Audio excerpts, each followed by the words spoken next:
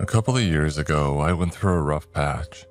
I went through a separation with my then fiance after an 8-year relationship, and I was moving to South Dakota for a job opportunity. There were a lot of things breaking down at once, and I didn't have much room to figure out what the hell I was going to do. I was crashing at a college buddy's place for a couple of weeks while I was looking for a place of my own. It feels strange to slow down enough to catch a glimpse of your own life. I hadn't taken a vacation in years, and all of a sudden, I had a full month of nothing on my calendar. I took walks, I talked to people that I hadn't seen in years, rediscovered some of the music that I used to listen to. It felt like I was sleepwalking through somebody else's life. But I guess that's what it feels like to breathe free after choking yourself for years. It was a strange time in my life, and it would change me in more ways than one. I used to take walks along the river. I had just started to listen to audiobooks, and I would take the long way back to my buddy's place just to hear more. It's strangely comforting listening to a story. I guess to a lot of people it reminds them of childhood.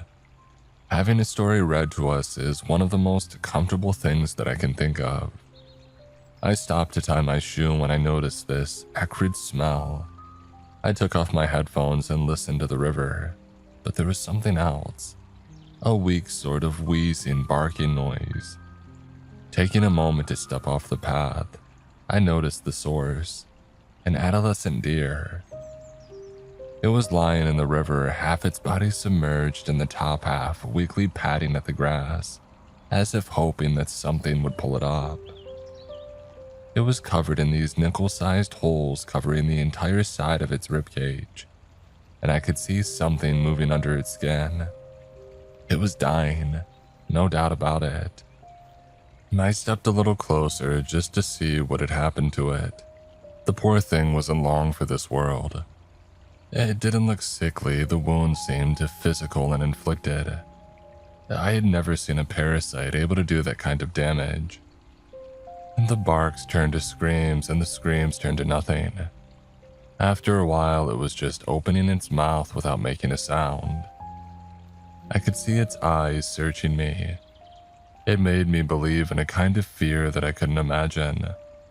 All these things like losing your job or ending a relationship, it's all very human experiences. But what I saw in that animal's eyes reminded me that there was a kind of fear that I had forgotten, a comfort that I had taken for granted. Something was eating it alive. I stepped back as it took its last breath. There was this chill across my body, like I had seen something that I wasn't supposed to. The shadows around me grew darker. I could feel something creeping across my skin just by looking at this thing. Nickel-sized open wounds, dozens, blood in the water. I walked away with this unsettling sense of dread. I figured that I ought to call someone. You can't have a sick, dead animal polluting the waterways. But more so, I didn't know what to think of it. Should I be horrified, scared, thankful to be alive? I got back to the path and put my headphones back on. I let the goosebumps on my back take over as I shuddered, shaking off whatever worries I carried with me. I raised my phone to put my story back on when I noticed a little gray dot on my thumb. Just this tiny beetle-looking thing. Using my index finger, I flicked it off, but my finger passed straight through it, and the little beetle remained.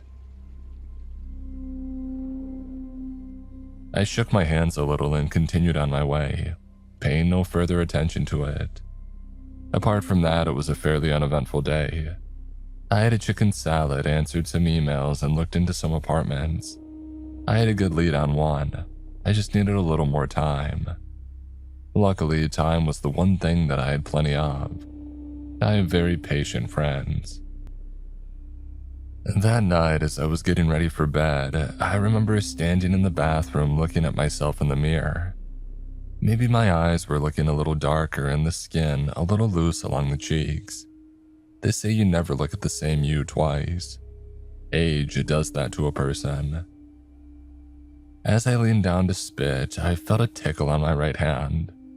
Not much, but enough to make me look up. There was that little gray beetle crawling across the palm of my hand. I turned the faucet to medium and ran my hands under it. The beetle was still there. I turned my hand back and forth, up and down, and it didn't move an inch. After a couple of seconds, I was blasting it at max temperature, and the water passed straight through it. I could see the beetle with my own eyes, but it was like it wasn't really there. I put it out of my mind. I still had a story to listen to. I was gonna go look at that apartment in the morning. I had things to do, places to be. I couldn't let my mind get preoccupied with little things that didn't matter. I had real problems looming on the horizon, and if I kept staring at my hands, I'd get nowhere. And so I went to sleep, trying not to pay attention to what I think was a faint tingle on the palm of my right hand. I had forgotten all about it the next morning. As I showered and shaved, I noticed a streak of blood across my cheek. Not much, and just a tiny red line. I figured I had accidentally cut myself, but on closer inspection, there was nothing like that. It had been a perfect shave. And then I looked down at my hand. It was just a tiny little red dot on the back of my thumb, no bigger than the prick of a needle. The tiniest little trickle of blood was running out, but it was already coagulating. And at the edge of the wound, a little gray beetle, suckling at it like a gazelle at a watering hole. Now, I've never really had a problem with bugs. I ate a worm as a kid, but that thing was messing with me. I washed my hands 3 times and it was still there. I used more and more soap. I used a sponge and I scrubbed until my skin felt raw. I used dish soap, a weird skin cream that I found by the tub, but it did nothing. The beetle was still there, poking at the wound. Finally, I just put a band-aid over the whole thing. It took the beetle a while to figure it out. It tried to dig underneath, but the adhesive from the band-aid was blocking it. With enough effort, it probably could have made it through, but it had an obvious solution to this problem. It moved out of the way and it bit me. Now there was another little wound, barely big enough to be seen, but it was there. I figured it just wasn't real. It wasn't reacting to anything, so it couldn't be real. Real things get washed off. Real things get scrubbed. Real beetles get squished and washed down the drain. Real things show up on the screen when you take pictures of it. This didn't. Ergo, this thing couldn't be real. I mean, it wasn't possible. Deciding that this was the case, I made myself ready. I put on my nice shirt and pants, got my car keys, and I checked the calendar. There was nothing tickling the back of my hand, nothing biting me. I had real problems, and this wasn't it. For a couple of hours, I felt nothing. I went around town, checked out an apartment, and had a long talk with my would-be boss about my upcoming move. He was flexible and could give me a couple more weeks, as long as I kept in touch and let him know the second that I was available. The whole thing was a done deal, but it's always a bit nerve-wracking when there are papers left to sign. I went to see a guy about an apartment later that day. I got there in my fancy shirt, trying to look the part of a confident buyer. I shook his hand and noticed him looking down. There was blood on his finger. He had accidentally touched one of my wounds. He looked up at me with this one expression of absolute disgust, like I had spat in his face. He composed himself in the blink of an eye, but for a moment, I could see what he was really thinking. I apologized profusely, and he did as well, but I could tell that it really bothered him. All of a sudden, he wasn't thinking about the apartment. He was thinking whether he had caught something from me or not. He jogged inside to wash his hands, and I knew the whole deal was going to free fall through the floor. There was just no way. I don't think you'd be shocked to hear that I didn't get that apartment. And when I got back in my car, I was furious. I could see the beetle on the back of my hand circling a little pinprick of a wound. I smacked my hand on the dashboard over and over and over, but once I turned my hand back, the beetle was still there. I brought the hand to my teeth and I bit my skin. I spat and scratched and itched, but still nothing. At my worst, I was using my car keys to scratch my skin like a lottery ticket. But all that did was make it worse. The beetle didn't seem to mind that. It was an enormous source of frustration. Not only was it bothering me, but it was impacting my actual life. My buddy was asking questions about my apartment hunting and it just got to me. We ended up agreeing that I could stay the full week, and then I would go stay at a motel. It all sounded very cordial, but I could tell that he was just done with me. That's how a lot of things in my life ended, with cordial smiles, tilted heads, and practiced lines.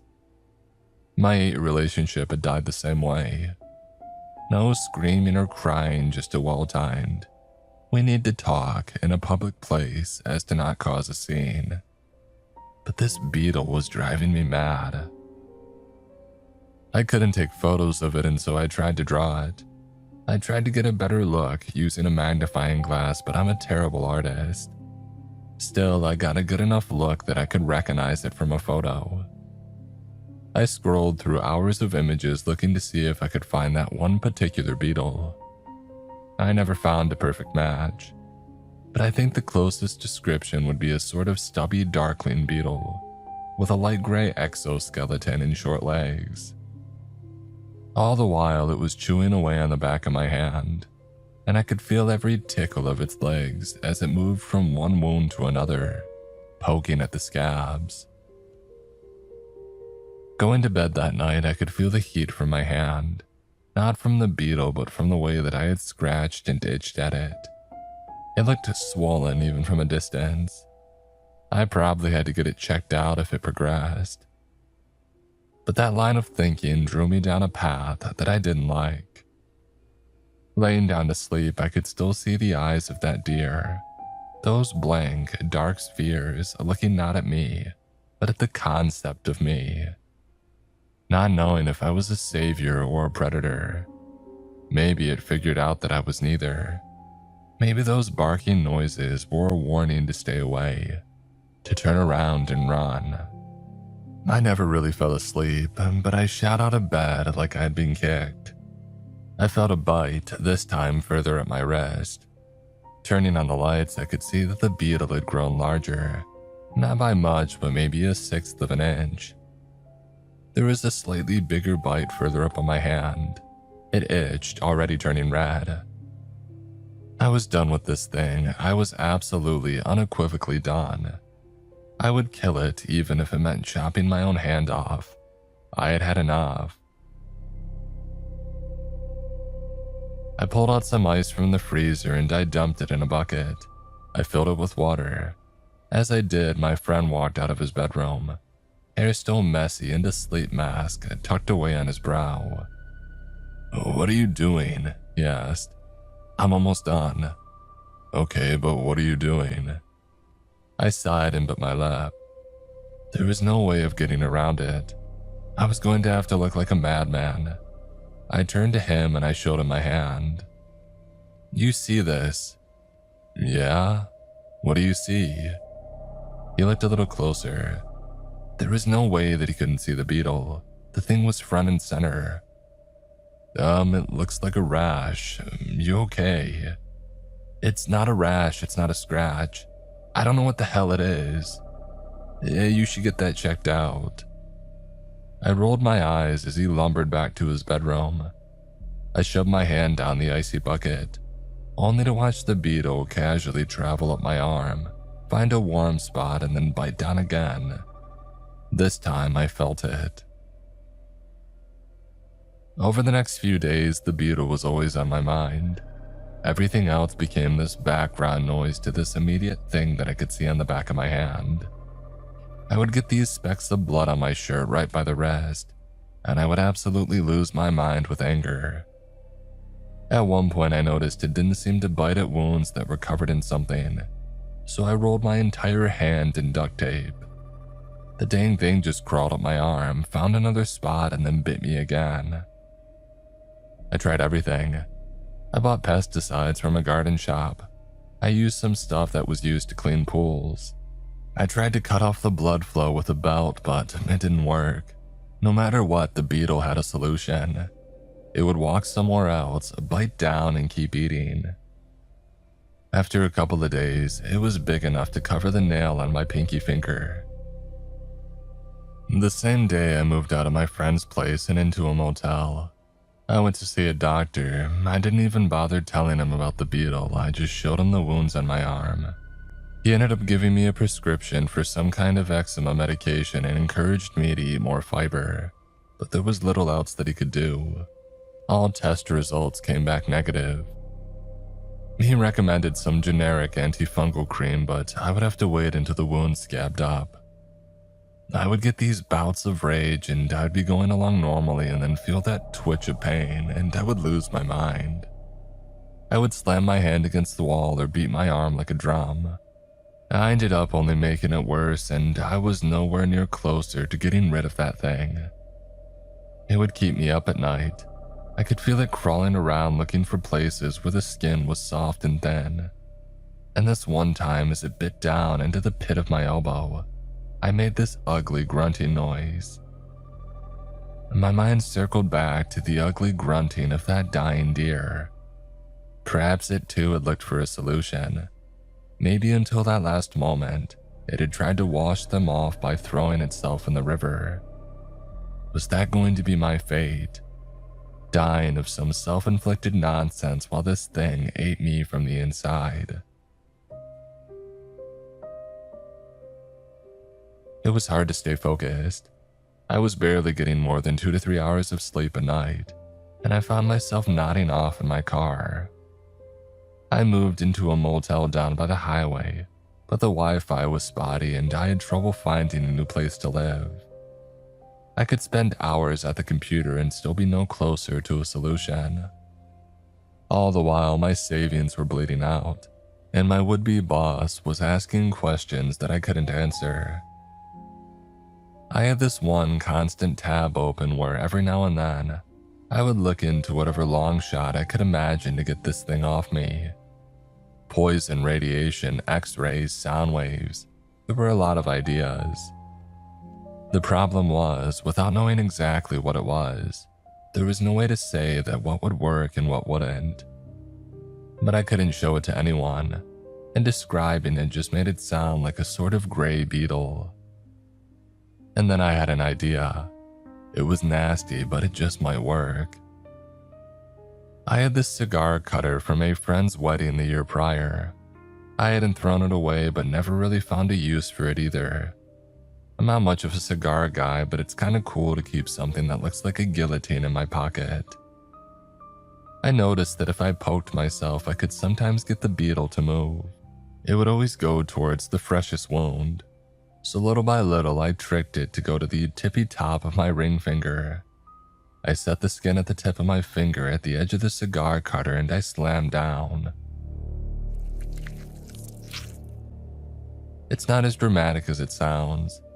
It burned, but we're talking about a small patch of skin at the tip of my finger. The beetle tumbled off, rolling onto the floor. I backed away, holding my finger up triumphantly. And then it flew towards me. Turns out this thing had wings. I tried to smack it away, but it passed through my hand. I tried running, but it passed through the door. I got in my car and drove, and it slowly came crawling from the dashboard right back onto my hand, still bleeding from the top of my finger. As it bit a nerve, I pulled over. I was in the middle of nowhere by then, and I just stood there screaming for a solid minute. My voice, it must have echoed for miles. I drove around going numb from the pain. If all this effort was all I could do to slow it down a little, I was going to wear myself out. There had to be something else that I could do, anything. I experimented with a couple of things for a few days, changing my diet for one. I figured if this thing lived off of me, maybe changing what I ate could kill it. I tried a bunch of weird combinations, but nothing seemed to work. If anything, eating more fiber like the doctor had ordered seemed to make it more active. A couple of days passed and the beetle was growing. It could easily cover the nail of my ring finger, and I could feel the individual legs and the round mouth moving in and out as it bore into my flesh. The wounds had started to look like what I had seen on that deer, round and cavernous. And when you don't sleep, the days start to blend together. I would forget to answer emails and phone calls. Instead, I would just sit in my motel room hoping that housekeeping would come by to change the blood-stained sheets. I had begun wrapping my arm in a towel at night, but the wounds were getting big enough for the blood to soak right through. I was tired, exhausted really, and it was starting to show. Looking in the mirror really felt like looking at a different person. I stopped answering when my would-be boss called. I stopped asking when friends and family called. When I started getting texts, I just shut the phone off completely. They weren't helping and they wouldn't understand. I mean, how could they? I tried to get a video of the beetle biting me so that you could see the wounds opening. It took a few hours, but I got it eventually. It looked sort of weird, but not like a bite in the video. It looked more like the skin was just contracting and releasing. Less like a bite and more like I took a deep breath and something broke on the exhale. It didn't really show anything. I considered getting a microscope or some kind of macro lens, but what was the point? I tried everything: electricity, pepper spray, fire, acid. I considered that maybe I could cut my finger off high enough in the air, but the dang thing could fly, and it was fast too. It wouldn't work. I made a long list of possible ideas, and one by one I crossed them all off. All the while I would feel something stinging my arm, and this ceaseless frustration would well up in my chest with nowhere to go. The truth of the matter was, this thing wasn't leaving. It was going to eat and grow and eat and grow. It didn't matter what I did, and it wouldn't matter what I tried. I made list after list after list, and it was all just a monumental dead end. As I panicked and cried and scratched, it just sat there, quietly eating away at my skin. People must have thought that I had been in an accident. Some of the wounds had gotten bad enough that I needed bandages. The guy at the drugstore started to recognize me. I remember booting up my phone to check a video that I had made, only to get caught in a call with my would-be boss. I had about a dozen missed calls from him by then, and on a whim I answered. "Hey," he said. "Glad to reach you. We were getting worried." "Yeah, sorry," I said, my voice hoarse. "I've come down with something bad." "You're sick?" "Yeah, it's been pretty bad." I held my hand up, watching the beetle scurry over the bandages looking for its next spot. "Oh, we've been waiting to hear from you. We weren't sure you'd be coming." "I'm not so sure either." "Sorry?" It had just slipped out, but I couldn't help myself. The beetle bit down, sending another jolt of pain up my arm. I shuddered. It was as big as the nail on my thumb by now. Not that it mattered. It was a pain when it was small. It was going to be a pain when it grew bigger. "I've been dealing with something," I said. "I don't think that I'm getting better anytime soon." "Oh, it's that serious?" "I don't know, maybe." The beetle suckled at the wound, perching its legs and the sides for balance. Not that shaking it off was ever an option. "You don't know if it's serious?" "Oh, I suppose it is." I yawned. I couldn't help it. I was exhausted. I turned my hand back and forth, watching the beetle hang on like it was nothing. "I'm gonna be real," he said. We were expecting you days ago. This doesn't look good. I might be dying.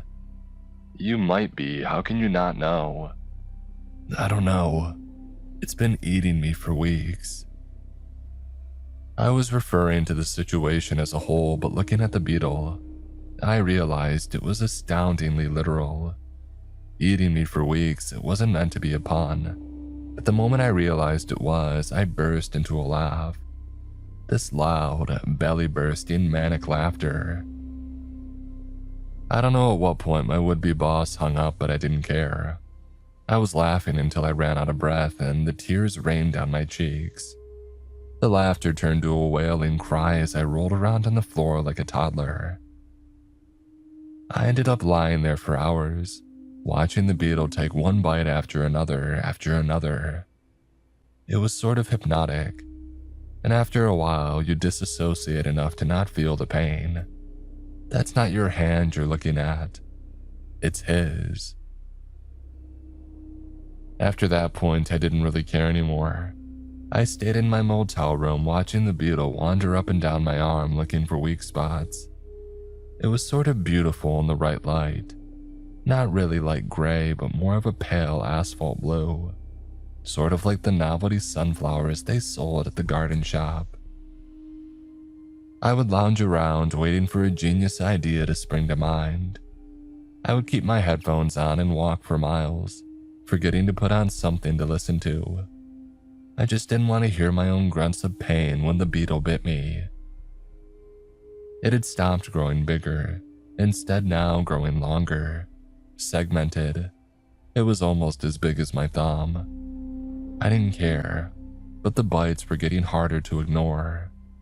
I got into this daily routine of cleaning my wounds, taking iron supplements and covering my body in bulky clothes. Thankfully, the motel room was cheap. At night, in lieu of sleeping, I would bounce between impotent rage and desperate crying. I would feel so sorry for myself, listing all the things that I wanted to do if I could get this thing off of me. All the while, it would just bite, chew, swallow, and repeat. Lying on the floor, I remember waking up from a strange, rhythmic sound. I couldn't figure out where it came from. I turned on the lights and realized that I was shaking. The sound had been coming from me tapping the floor. I rushed to the bathroom. My mind was racing 100 ways at once, but they all funneled into this one contracting idea. I was dying. I saw my black eyes in the bathroom mirror, and it was like staring that deer in the face all over again. It had known that it was dying, and now I knew too. The pain got progressively worse. I started getting these big, round wounds just inches apart. Some bigger, some smaller, and some with long strips of skin missing at the edge. If I tried to cover the beetle with my left hand, it had grown big enough that I could see the tip of it peeking out the back of my hand. It looked so physical, but everything still passed straight through it. I hadn't even realized that I had given up. It just dawned on me that I had no ideas and nowhere left to go. I could go back to the doctor and get my wounds treated, but would it matter? Sooner or later there'd be too many. I could prolong it, but to what end? Would I grow desperate enough to throw myself into a river too? I started listening to my audiobook again. I walked around for so long that I forgot how many hours had passed. I wouldn't even notice the shivers coming and going. It was just nice to finish something. At the end of one of those walks, I remember sitting down on a park bench. At this point, I could feel every bite of the beetle. It was so frequent that it looked like I had the hiccups, sending my entire body into a spasm. I put on my headphones and dialed a number that I hadn't touched for some time. My ex-fiancée. We hadn't talked for weeks, and despite promising to be friends after an emotional breakup, it didn't take her long to pick up. She waited for me to speak first. Hey. Hey, you. You doing okay? Not bad, you. I looked down at my hand, watching the segmented creature scuttle around, finding the perfect angle to eat. I know we've talked about this, I said, ignoring the question. Why did we go this way? What do you mean? Why it was 8 years. We weren't getting anywhere with your job and my classes we keep, I don't know, circling the same drain, year in and year out. I nodded. I had heard the same argument and even felt the same thing. It just seemed like a really long time ago. Is that such a big deal though? Jobs, classes, yeah, it matters, but for how long? Until I retire. Oh, that's a long way off. Yeah, but that's coming too. Jobs end, classes end, but we could still be around. She paused for a moment, letting out a sigh. I don't think we can. I nodded and we sat there for a moment, letting the silence stretch the distance between us a little further. I gave up after that point. I bought a whole bunch of gooseberries and just sat in the motel room eating them like it was a job. They're rich in fiber and one of my favorite berries. Given the way this thing has reacted to me eating more fiber, I figured I might as well make a good meal. I was coming to the realization that I wasn't going to be okay. My arm looked like a minefield and a couple of wounds were all the way down my shoulder blade. The thing scurried so fast from one point to another that I had trouble keeping track. If it wanted a particular spot, it would sometimes flutter from one point to another in a soundless burst of clattering wings. The fibers really kicked things into high gear. The thing got ravenous. I thought it was just a strange quirk at first, but it completely changed the way that it behaved. It stopped taking the occasional bite and started digging down in a frenzy, not moving from one spot to another, but instead focusing on this one particular hole in my shoulder, straight through nerve and tissue and muscle, to the point where the pain was so bad that I couldn't focus. I ended up on the floor of my motel room screaming and bleeding all over the carpet. The pain had been manageable when it was just the occasional bite, but now it wasn't stopping. It was eating and growing so fast that I could physically see it. Someone called the cops. I have this vague memory of a door opening and somebody screaming at me.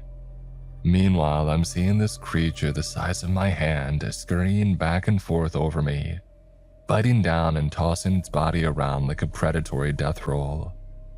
Somebody was shouting, "We need an ambulance!"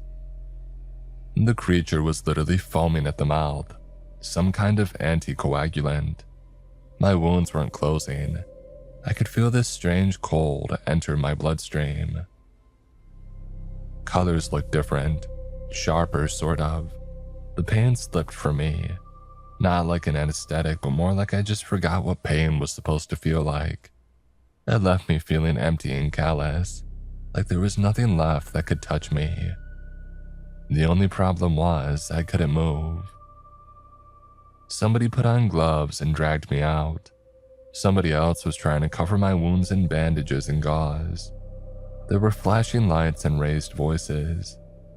Meanwhile, this thing was taking bites out of me in front of my eyes, tearing up the skin for all to see. There was this one policeman trying to drag me out that dropped me the moment that he saw a new wound burst open. I can't imagine what he must have thought I had. Meanwhile, I was nodding in and out of consciousness. Voices started to sound different. The sky looked strange. I was splayed out on a gurney and it felt like I was already dead. And during the ambulance ride, the creature had settled on my stomach, tearing holes out of me. It curled up like a lapdog, now large enough to cover my entire arm. It wouldn't stop eating. The bites felt like nothing but distant pinches, but I saw the volume of meat disappearing into its maw. I looked one of the paramedics in the eye and realized that I was making a sound. With every bite, I was making this reactionary noise like a bark. I must have looked at them the same way that deer looked at me by the river. For the first time in a long time, I could see something of myself in another. More so than by looking in the river, we were both scared to death. I tried to speak, but the words didn't come out right. I tried to breathe, but the signals didn't reach my lungs. I was collapsing, shutting down. Little lights in the palace of my mind going out one by one as bite after bite took away some semblance of self. I was dying and I could barely feel it, but a part of you just knows. I don't know where my conscious thoughts ended and something else began, but I remember swirling colors and strange voices, bright lights passing by, maybe street lights, a sky with strange moons and people talking in unusual languages. Somewhere in the haze of expressions, little undercurrents of things that I never got to experience, things that I don't know I missed. Eating ice cream, having a fragrant bath. And then one bite struck a nerve on my neck and I passed out. There were little flashes of life here and there, like a light swinging back and forth in my mind. In one moment, I'm being rolled into the emergency room, and then somebody is holding up my hand and looking for a pulse. And that thing, the beetle, curled up on my lap in a spiral. Had it stopped eating? The next time I opened my eyes, it was dark. There were machines and wires and cables. The thing resting on my stomach looked different. It had curled into a ball, the head and tail sort of fused together. It was lying still, slowly bobbing up and down with the rhythm of my shallow breathing. No pain, no biting. I lay there looking up into the ceiling. The colors had faded. There was this tingle in my eyes that if I looked a little closer, I could almost see the stars in the ceiling. Maybe it was just random neurons firing randomly to keep my senses alive, but to me it just looked like silver sparkles, and I was glad to see them dance. It felt like the blink of an eye, but then it was morning. People walking in and out to check on me. Somebody had opened the blinds on the window. The creature looked different as a light blue mold had crept over it, and then it cracked open.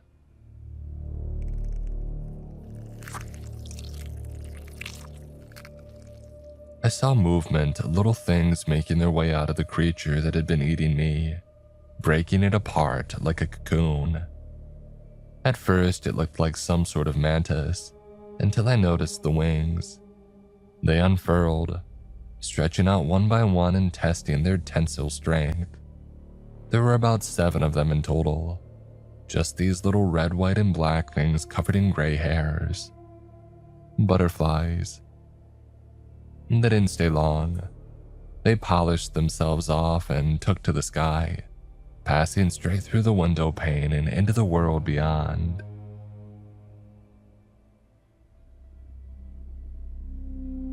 In the days to come, the doctors looked for answers. Somebody thought that I had gotten a flesh-eating bacterium, but it didn't follow any known symptoms.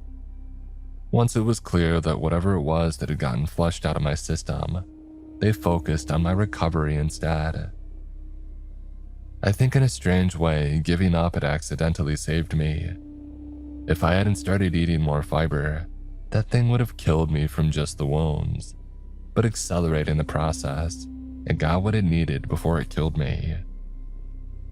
And by the time that I left the hospital, I had a journal full of question marks and a body full of scars. I was scheduled for a follow-up, but it was just to check on the wounds. There was nothing that they could do to make sure that this whole thing didn't happen again, because they had no idea what it was to begin with. Looking back at it now, I feel like I should be angry, like I should be cursing God for making something that I can't understand, that tormented me in such a cruel way. I know that I should feel like that, but at the end of the day, I'm just happy to be here. I can acknowledge that shitty things happen and still be thankful that I get to enjoy the things that I've taken for granted. It's helped me look past the calls and the emails and the diplomas. There were other jobs out there and other loves. I can't say my life is perfect today, but it didn't end with one turbulent upheaval. Not from a move or a breakup or a beetle. Life goes on, and sometimes that's enough.